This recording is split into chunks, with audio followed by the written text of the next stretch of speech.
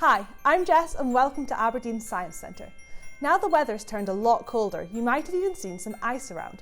Well, today I'm going to show you how to make your very own instant ice.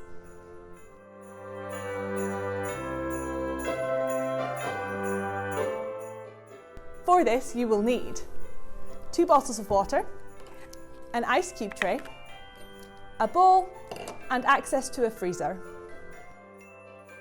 Fill your ice cube tray and put it, along with the water bottles, into a freezer.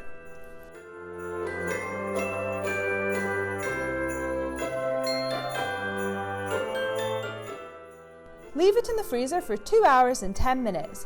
Make sure you set a timer. First, we're going to create instant ice in this bottle. Carefully take a bottle out of the freezer and hit it hard. If you look really close, you can see the ice form. So, what's happening here? Well, the water you put into the freezer has been super cooled. This means it is cold enough to freeze, but hasn't quite frozen. When ice freezes, the water forms small crystals which gradually spread out. When we hit the bottle, this triggers the crystals to form faster than they normally would, and this is called a snap freeze. Now, let's try pouring this bottle of water out. I'm going to pour the ice cold water onto this ice cube. Let's see what happens.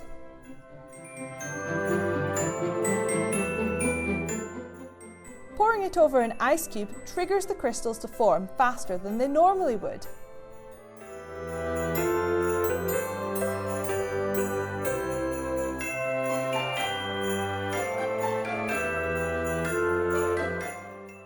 If you can catch the cold water before the crystals have time to form, you can pour it and it will freeze as you pour.